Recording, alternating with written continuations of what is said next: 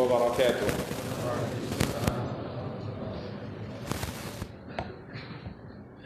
إن الحمد لله نحمده ونستعينه ونستغفره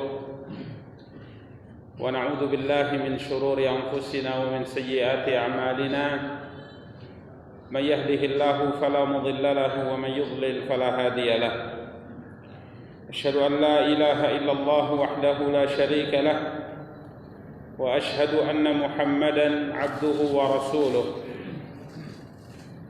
صلى الله عليه وعلى آله وأصحابه ومن اهتدى بهديه واستنى بسنته إلى يوم الدين وسلم تسليما كثيرا. أما بعد.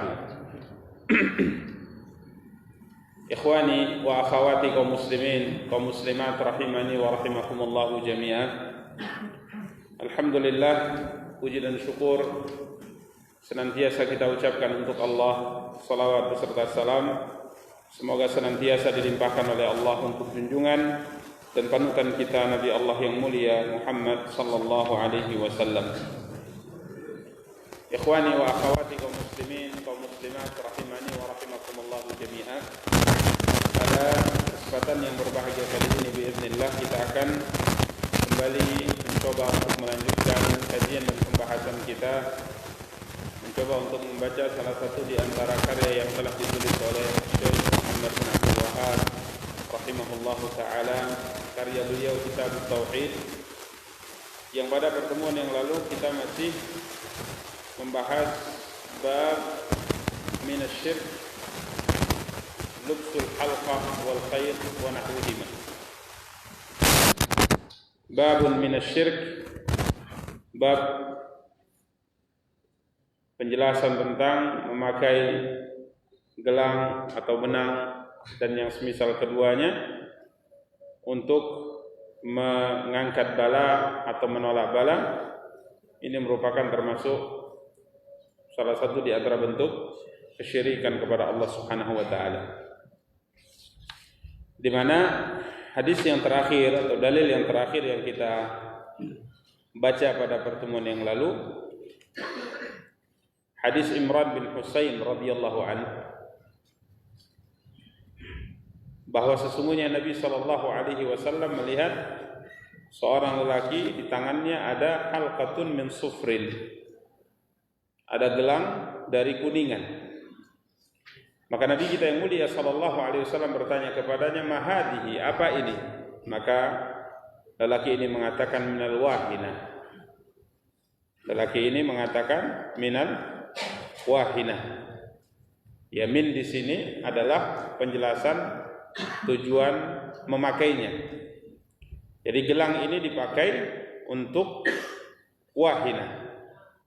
Ya, suatu penyakit yang apabila menyerang ini akan membuat anggota tubuh itu menjadi lemah karenanya. Maka ia memakai gelang ini tujuannya untuk menolak penyakit ini, atau sebagian penjelasan para ulama, beliau sudah terkena penyakit ini, tujuannya adalah untuk mengangkatnya.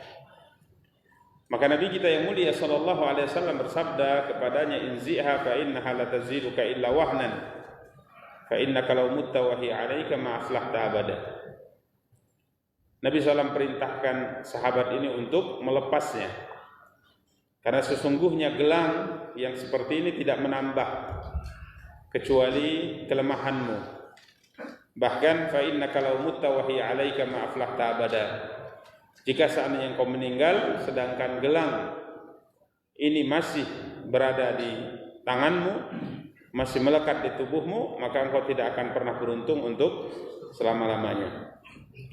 Ini hadis yang terakhir yang menjelaskan bahwa memakai jimat dalam bentuk apapun ia, dari bahan apapun ia, ini termasuk salah satu di antara perkara yang dilarang. Bahkan Nabi SAW mengatakan, jika seandainya jimat tersebut masih ada di tubuh kita di saat kita meninggal, maka kita tidak akan pernah beruntung untuk selama-lamanya. Dalil berikutnya, walahu an Uqbah ibni Amir marfu'an. Hadis dari Uqbah bin Amir marfu'an, ya, yang juga disandarkan kepada Nabi kita yang mulia sallallahu alaihi wasallam. Riwayat ini juga diriwayatkan oleh Imam Ahmad. Nabi kita yang mulia sallallahu alaihi wasallam bersabda, "Man ta'allaqa tamimatan fala atammallahu lahu, wa man ta'allaqa wada'atan fala wada'allahu lahu." Nabi kita yang mulia sallallahu alaihi wasallam bersabda, barang siapa yang menggantungkan tamimah, ya, barang siapa yang menggantungkan tamimah. Kita artikan tamimah apa? Jimat, apapun bentuknya, dari bahan apapun ya. Bahkan kemarin sempat kita singgung, salah satu di antara bentuk tamimah yang kadang-kala tidak dipahami orang adalah menuliskan apa? Kalimat-kalimat yang diyakini bahwa itu bisa menolak bala.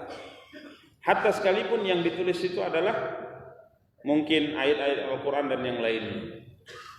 Ya, sekalipun pada bab berikutnya nanti kita akan lebih jelaskan bagaimana para ulama rahimahumullah ta'ala ada memang perbedaan pendapat terkait dengan bagaimana jika seandainya yang ditulis adalah Al-Quran. InsyaAllah nanti pada babnya akan kita rincikan masalah ini.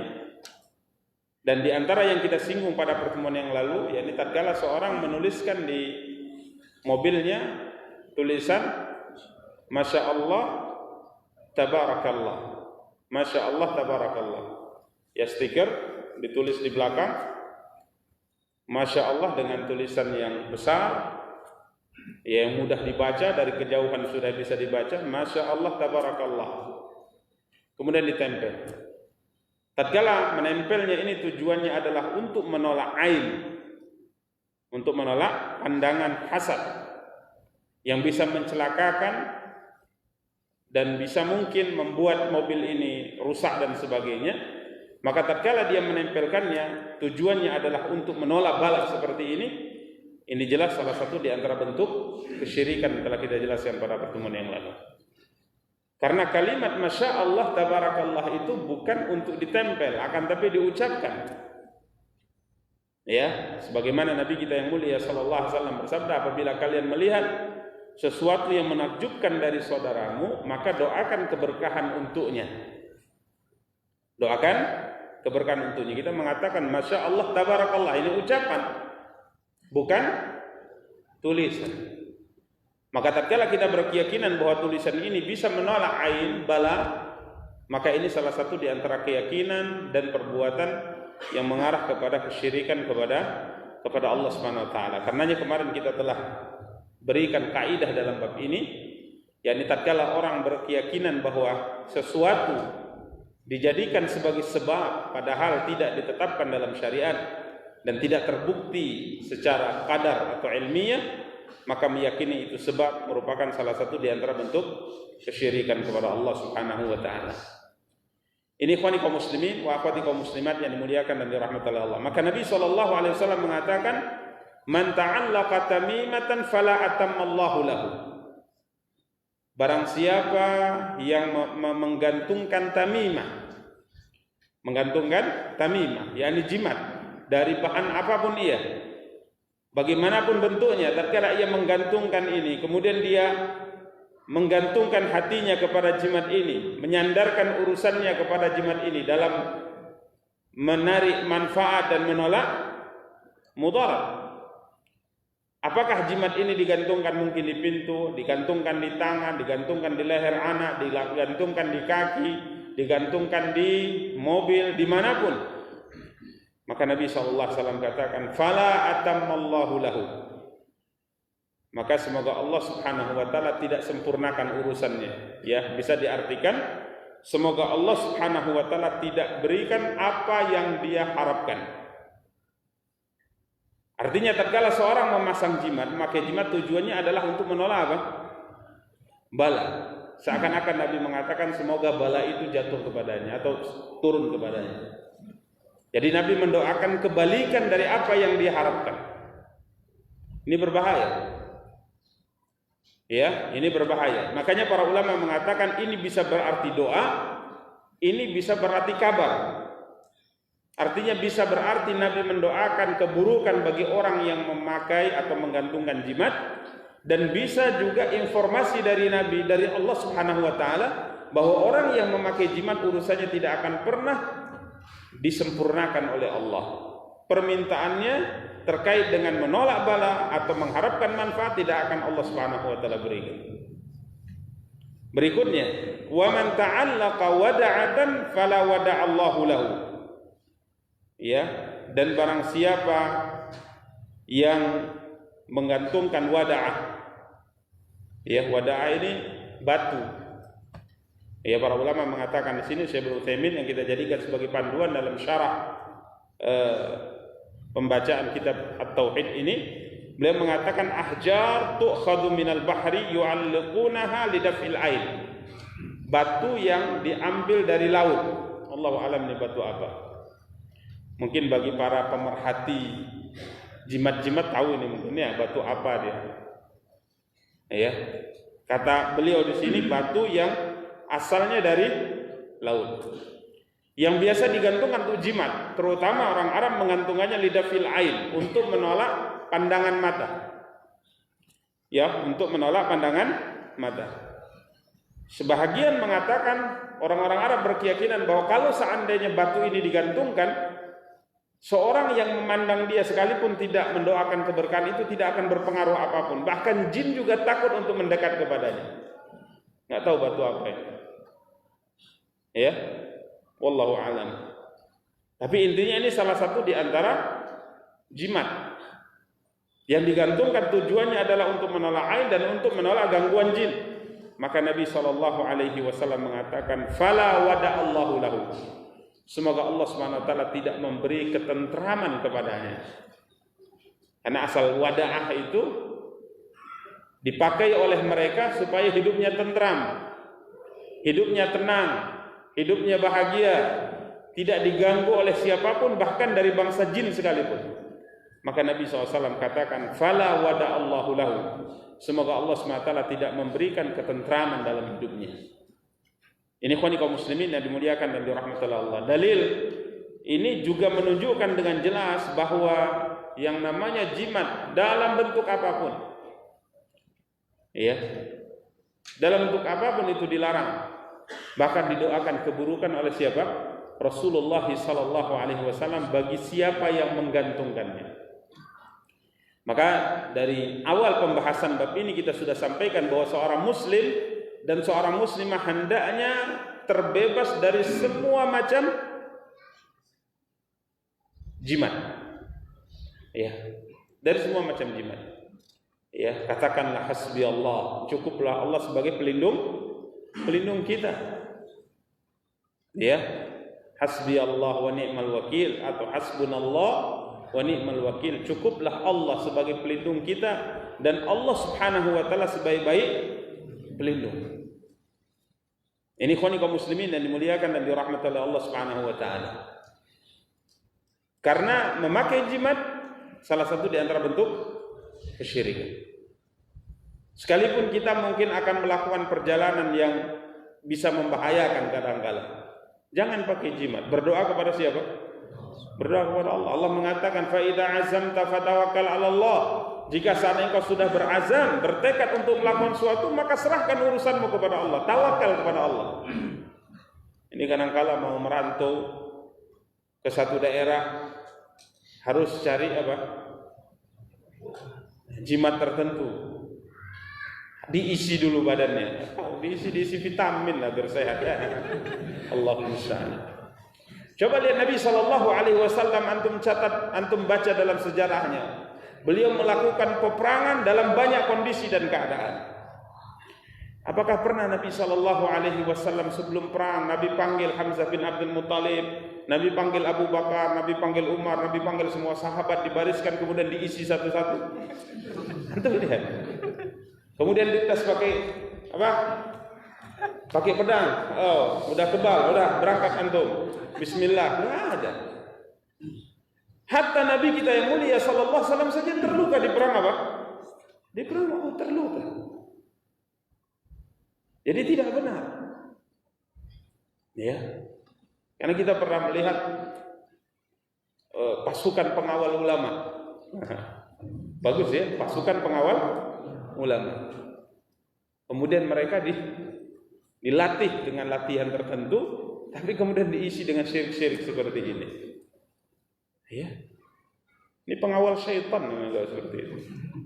Tidak ada dilakukan oleh Nabi kita yang mulia SAW. Hasbi Allah wa ni'mal wakil. Ya. Coba lihat para sahabat Rasul kita yang mulia SAW tatkala bertempur, yang gugur ya gugur, yang luka ya luka. Nggak ada dipanah kemudian tiba-tiba panahnya semuanya lompat ke atas. Ya kadang-kala Allah memberikan karamah kepada salah seorang di antara mereka, ya ada. Tapi tidak pada semuanya.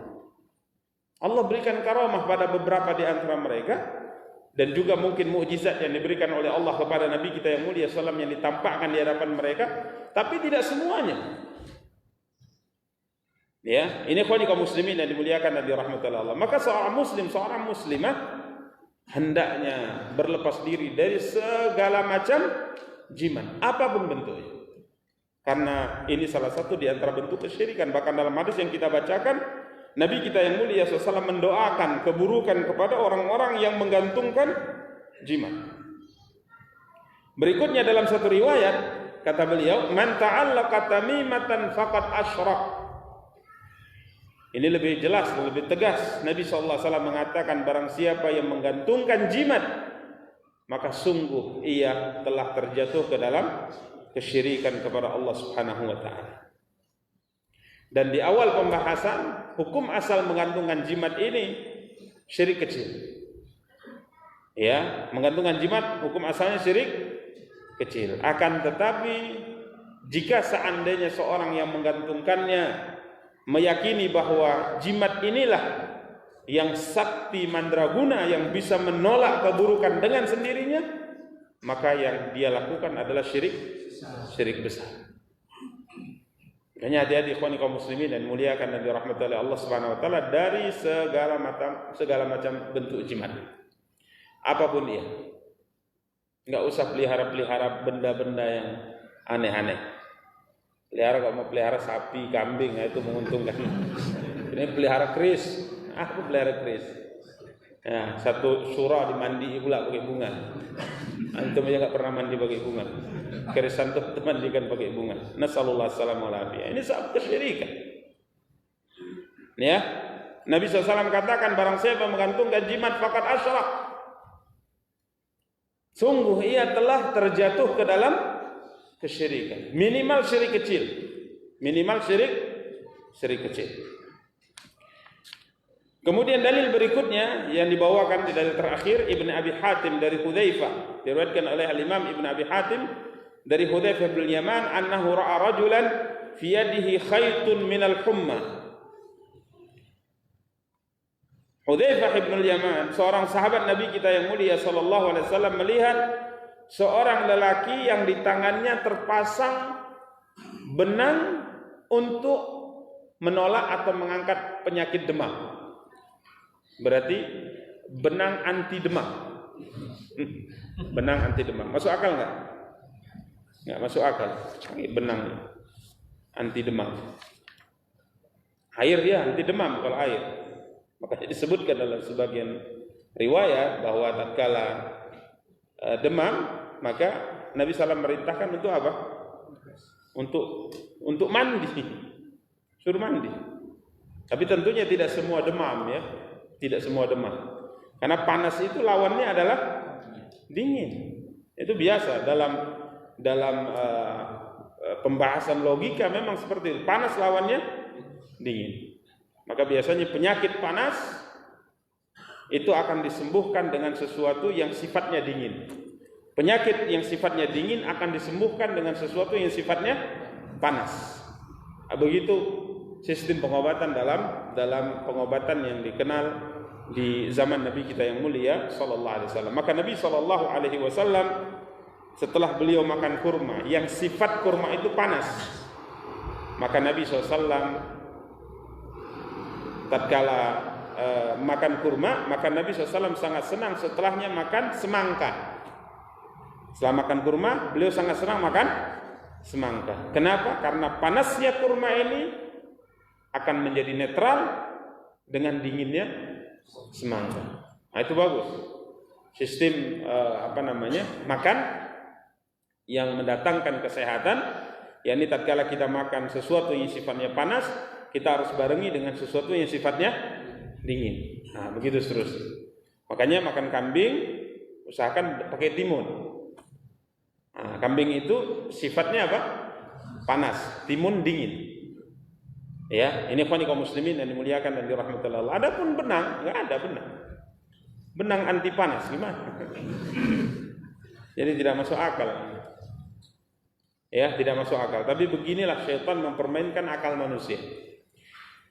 Hudzaifah melihat seorang laki-laki di tangannya ada benang anti panas, maka qata'ahu. Hudzaifah langsung apa? Memutus. Ya, diputus langsung dari tangan orang ini. Berarti amar ma'ruf nahi mungkar dengan niat, dengan tangan. Karena memang Nabi kita yang mulia sallallahu alaihi wasallam tatkala memerintahkan untuk menghilangkan kemungkaran, maka Nabi sebutkan 3 tahapannya atau 3 bentuknya. Jika seandainya tidak mampu yang pertama, lakukan yang kedua. Tidak mampu yang kedua, lakukan yang ketiga untuk menghilangkan kemungkaran. Apa kata Rasulullah sallallahu alaihi wasallam? Man ra'a minkum munkaran falyughayyirhu bi yadihi. Barang siapa di antara kalian melihat kemungkaran, maka hendaknya dia merubah kemungkaran tersebut dengan tangannya. Langsung dia larang, langsung dia rubah dengan tangannya. Seperti yang dilakukan oleh Hudzaifah bin Yaman. Beliau melihat seorang lelaki pakai jimat dari benang untuk menolak panas. Maka tatkala beliau lihat, langsung beliau putuskan. Ini beliau mengingkari kemungkaran dengan tangan. Dan syaratnya adalah qudrah. Jika seandainya kita mampu dan tidak menimbulkan keburukan yang lebih besar. Ya, artinya tatkala kita mengingkari kemungkaran, jangan sampai pengingkaran kita terhadap kemungkaran tersebut menimbulkan kemungkaran yang lebih besar.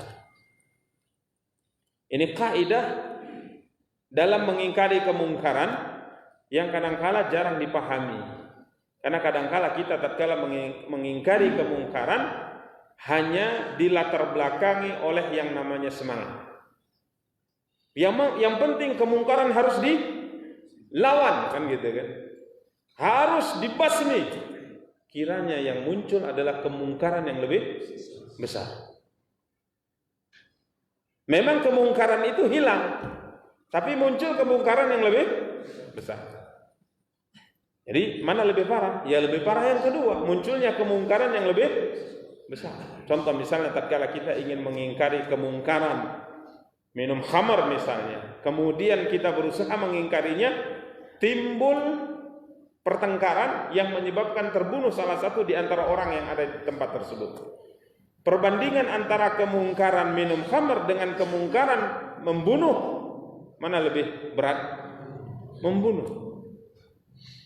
Ini perlu dipertimbangkan tatkala hendak mengingkari apa? Kemungkaran. Maka Nabi SAW katakan, kalau tidak mampu mengingkari dengan tangan, lakukan yang kedua. Dengan apa? Lisan. Sampaikan nasihat.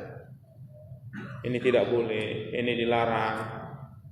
Dan kalau seandainya tidak mampu juga yang kedua ini, dengan lisan juga tidak mampu, maka falyughayyirhu bilisanihi au biqalbihi. Fa illam yastati fa biqalbihi. Kalau tidak mampu dengan lisannya juga tidak mampu, maka hendaknya dia ingkari kemungkaran itu dengan apa? Dengan hatinya. Yani dia tinggalkan tempat itu. Dia tidak mendekat di situ. Ya, ini ikhwani kaum muslimin wa akhwati kaum muslimat yang dimuliakan dan dirahmati Allah. Dan Hudzaifah bin Yaman mampu. Hudzaifah bin Yaman sahabat Rasulullah SAW. Ya, beliau mampu, akhirnya beliau putuskan. Ya, kemudian tala qaulahu ta'ala, kemudian beliau membaca firman Allah Subhanahu wa taala yang Allah firmankan dalam surah Yusuf ayat 106, "Wa ma yu'minu aktsaruhum billahi illa wa hum musyrikun." Ya, dan tidaklah beriman kebanyakan mereka kepada Allah kecuali di sisi keimanan mereka juga melakukan kesyirikan kepada Allah. Jadi beriman kepada Allah juga beriman kepada Allah, ya, beriman kepada Allah, tapi di sisi lain melakukan apa? Kesyirikan. Pakai jimat. Muslim tidak dia? Muslim. Beriman tidak kepada Allah? Beriman. tapi di sisi lain dia melakukan apa? Kesyirikan pada Allah.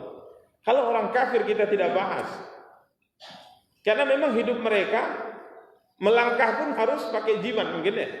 Orang kafir maklum, ingin melakukan apapun, mereka pasti akan tanya kepada setan-setan mereka. Konsultasi dulu kepada para jin. Adapun seorang muslim tidak. Seorang muslim beriman kepada Allah dan tidak melakukan apa? Kesyirikan kepadanya subhanahu wa ta'ala. Ini ikhwani kaum muslimin yang dimuliakan dan dirahmati oleh Allah subhanahu wa ta'ala. Dalil terakhir surah Yusuf ayat 106. Sekarang kita masuk masail, permasalahan-permasalahan yang dikandung oleh bab ini. Yang pertama, at-taghlidhu fi lubsil halqah wal khayti wa nahwihima limithli dzalik. Ada peringatan keras dari Nabi kita yang mulia sallallahu alaihi wasallam dalam memakai jimat, gelang atau benang dan yang semisalnya. Peringatan keras dari Nabi SAW. Ya, larangan memakai jimat apapun bentuknya. Kemudian ancaman dan doa buruk kepada orang-orang yang memakai apa? Jimat. Ya, ini ikhwani kaum muslimin wa akhwati kaum muslimat yang dimuliakan dan dirahmati oleh Allah Subhanahu wa taala. Kemudian yang kedua, anna sahabiyya law mata wa hiya alaihi ma'aflah. Sekalipun sahabat, kalau meninggal masih pakai jimat tidak beruntung selama-lamanya. Sekalipun sahabat. Apalagi kita apa? Muslim biasa. Tidak pernah bertemu dengan Rasulullah. Tidak di alam nyata, bahkan juga tidak di alam mimpi. Di alam nyata tidak pernah ketemu dengan Nabi, di alam mimpi juga tak pernah ketemu dengan siapa? Dengan Nabi. Kalau sahabat saja yang berjuang bersama dengan Rasulullah sallallahu alaihi wasallam ini diancam dengan ini, padahal sahabat itu merupakan kedudukan dan kemuliaan yang tidak bisa diimbangi oleh apapun. Mata yang melihat siapa? Rasulullah. Ini sangat luar biasa. Ini saja diancam tidak beruntung, apalagi selain sahabat. Ini yang dijelaskan juga oleh para ulama tatkala Allah Subhanahu wa taala berfirman, "Wa laqad uhiya ilaika wa ilal ladina min qablika la in asyrakta la yahbatanna 'amaluka wa la takunanna minal khasirin." Sungguh telah diwahyukan kepadamu ya Muhammad dan kepada semua nabi sebelummu, kalau engkau melakukan kesyirikan, semua amalmu akan sirna dan di akhirat engkau termasuk orang-orang yang merugi. Kalau itu ancaman kesyirikan apabila dilakukan, ancamannya seperti itu apabila yang melakukannya Nabi, maka tentunya ancamannya kepada selain Nabi lebih dahsyat. Tidak ada ampun seorang yang melakukan kesyirikan, siapapun dia tidak ada ampun. Karena memang Rabb kita Allah Subhanahu wa taala paling tidak senang untuk disekutukan. Paling tidak senang. Dia tidak mau hambanya meyakini ada sesuatu yang sebanding dengannya, itu tidak mau Allah SWT. Makanya salah satu di antara dosa yang paling membuat Allah murka, bahkan tidak ada kemurkaan di atas itu, adalah tatkala hamba berani melakukan apa? Kesyirikan, menjadikan selain Allah sebagai tandingan bagi Allah. Ini merupakan perbuatan yang Allah tidak akan memberikan ampun untuk selama-lamanya kepadanya. Makanya kita sebagai seorang hamba harus paham ini. Tuhan kita yang menciptakan kita, Allah Subhanahu wa taala, itu paling tidak suka kalau kita mensekutukannya. Maka kita jaga itu, jangan kita lakukan. Karena kalau kita lakukan, maka kemurkaan Allah tidak ada bandingnya terhadap kita. Tidak akan Allah ampuni, kekal di dalam neraka. Itu sudah disampaikan Allah dalam banyak firman-Nya dan disampaikan oleh Nabi dalam banyak sabdanya alaihi salatu wassalam. Jadi kalau sahabat saja makai jimat tidak beruntung, kalau mati jimatnya belum dia buka, belum bertaubat, tidak beruntung, apalagi selain sahabat. Fihi syahidun li kalamis sahaba anna syirkal asghar akbaru minal kabair. Ini juga menunjukkan perkataan sebagian para sahabat bahwa syirik kecil dibandingkan dengan dosa-dosa besar yang lainnya, lebih besar dosanya syirik kecil. Ini kita hendaknya merubah pemahaman sebahagian kita. Kita dengar itu orang mencuri, astagfirullahaladzim, mencuri dia. Padahal hari-hari kulihat dia di saf pertama sholat. Mencuri, iya, terbukti mencuri. Curi apa? Sandal. Jelek kali kan? Kalau curi emas gitu masih orang pikir oh emas. Nyuri sandal terbukti di kamera, padahal sholatnya di saf pertama. Orang ini jadi buruk sekali di pandangan mata manusia.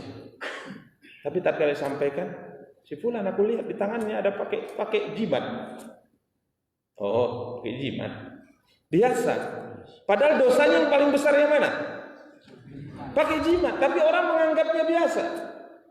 Si fulan itu berzina. Astagfirullahaladzim. Si fulan itu pergi ke dukun. Udah zamannya.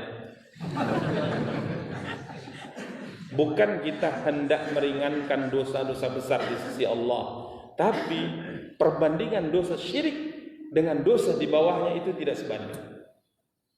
Ini yang disebutkan oleh beliau. Syirik kecil, maka sering kita katakan, jangan kita tertipu dengan kata kecilnya. Ingat, syirik kecil itu dosanya lebih besar dari semua dosa besar yang lain, seperti mencuri, berzina, berdusta dan yang lain. Lebih besar dosa syirik kecil. Kemarin kita nukilkan perkataan Abdullah bin Mas'ud. Apa kata Abdullah bin Mas'ud? Li an ahlifa billahi kadziban ahabba ilayya min an ahlifa bi ghairihi shadiqan. Aku lebih suka. Bukan berarti beliau ingin mau, tapi ini perbandingan dosa. Lebih baik, kata beliau, aku bersumpah dengan menyebut nama Allah tapi dusta dalam sumpahku, daripada aku bersumpah dengan menyebut nama selain Allah dan aku benar dalam sumpahku. Antum perhatikan, sumpah atas nama Allah, sumpah atas nama Allah Subhanahu wa taala sekalipun benar, ya, bersumpah atas nama Allah Subhanahu wa taala dan kita dusta, ini menenggelamkan kita dalam api neraka Allah Subhanahu wa taala. Antum mencuri, kita katakan demi Allah bukan saya mencuri, padahal antum yang mencuri. Antum tenggelam dengan sumpah palsu Anda di dalam api neraka. Ya. Lalu perbandingannya dengan bersumpah dengan nama selain Allah tapi jujur. Sumpah dengan menyebut nama Allah, ya, tapi dusta dengan sumpah menyebut nama selain Allah tapi jujur. Mana yang lebih besar dosanya di sisi Allah Subhanahu wa taala? Tapi jujur. Demi nyawaku, aku tidak mencuri. Demi kehormatan keluargaku, aku tidak mencuri. Dia jujur. Berdosa enggak ini? Dosa. Dosa apa? Dosa syirik kecil. Kemudian ada orang mengatakan kamu mencuri. Demi Allah, aku tidak mencuri. Padahal dia mencuri. Dosa? Dosa. Mana lebih besar dosa dari yang pertama yang kedua? Kok sama? Yang lebih besar dosanya yang pertama karena dosa syirik kepada Allah. Maka Abdullah bin Mas'ud mengatakan, aku lebih suka jika dipilihkan antara bersumpah dengan nama Allah tapi dusta dengan menyebut nama selain Allah tapi jujur, maka aku lebih suka yang mana? Bersumpah dengan menyebut nama Allah dusta. Memang dosa besar, tapi dibandingkan dengan yang kedua tidak seimbang. Makanya berdusta dengan pakai jimat dosanya lebih besar pakai jimat. Makan riba dengan pakai jimat lebih besar dosanya pakai jimat. Mana sudah hijrah? Hijrah dari mana? Dari riba. Tapi di tangan kamu, di tangan istri kamu, di tangan anak kamu semuanya jimat. Tenggelam juga dalam api neraka, lebih parah lagi tenggelamnya. Ini khani kaum muslimin yang dimuliakan dan dirahmati Allah. Udah hijrah dari yang diharamkan oleh Allah, tapi hari-hari pergi ke dukun. Dia hanya pindah dari sudut neraka sebelah kiri masuk ke sudut neraka sebelah kanan. Yang sini lebih dalam. Nasallallahu alaihi wasallam. Maka ini kaum muslimin wa akhwati kaum muslimat yang dimuliakan dan dirahmati Allah, hal yang hendaknya dicamkan. Beliau mengatakan syirik kecil lebih besar dosanya daripada semua dosa besar yang lain. Merujuk kepada perkataan Abdullah bin Mas'ud radhiyallahu taala yang diriwayatkan oleh Al-Imam Abdul Razzaq dalam kitab beliau Al-Musannaf dan juga Al-Imam At-Tabrani dalam Al-Mu'jamil Kabir. Dinukil perkataan Abdullah bin Mas'ud, aku lebih suka bersumpah dengan menyebut nama Allah sekalipun dusta daripada bersumpah dengan menyebut nama selain Allah walaupun jujur. Ini ikhwan kaum muslimin wa akhwati kaum muslimat yang dimuliakan dan dirahmati Allah. Berapa menit lagi? Ada pengumuman. Sallallahu ala nabiyina Muhammadin wa ala alihi washabbihi wattabi'in. Subhanakallahumma wa bihamdik, asyhadu an la ilaha illa anta, astaghfiruka wa atubu ilaik. Assalamualaikum warahmatullahi wabarakatuh. Assalamualaikum warahmatullahi wabarakatuh. Sebentar ada pengumuman. Dimaafkan kepada kita semua, kita diundang oleh Saudari Dia Indiani SPD atau dia dengan Agung Pradana yang akan dilaksanakan resepsinya pada hari Minggu 21 Maret 2001 yang bertempat di Jalan Lamutrasi Pasar 4. Sekali lagi kami undang yaitu saudara-saudara kita semua, yaitu kita diundang oleh Dia Indiani SPD dan Agung yang akan dilaksanakan pada hari Minggu 21 Maret 2021 pukul 11 sampai dengan selesai, bertempat di Jalan Lamutrasi Pasar 4. Satu lagi, alhamdulillah kita sudah penyelesaian tahap pertama yaitu pembebasan lahan. Jadi nanti kita hari Minggu kita akan sama-sama melihat yang sudah kita bebaskan lahan tadi. Kita akan sekaligus bergotong royong ke sana yang beralamat di Jalan Jati, Tanjung Ano, ya, Kabupaten Deli Serdang. Nanti kita sama-sama kita akan bergotong royong melihat, sekaligus kita melihat lahan yang sudah kita bebaskan, lebih kurang pukul 8 ya pagi hari Minggu ya. Jadi mungkin kita setelah kajian di Masjid Agung ya pada subuh, mungkin setelah selesai kita bisa berangkat ke sana ya dengan membawa alat cangkul. Insya Allah makan ditanggung. Insya Allah makan ditanggung. Ya, jadi mari kita sama-sama kita lihat hasil yang sudah kita bebaskan yang selama ini kita kumpulkan di masjid kita ini. Jadi barangkali pengumuman kata demikian. Assalamualaikum warahmatullahi wabarakatuh.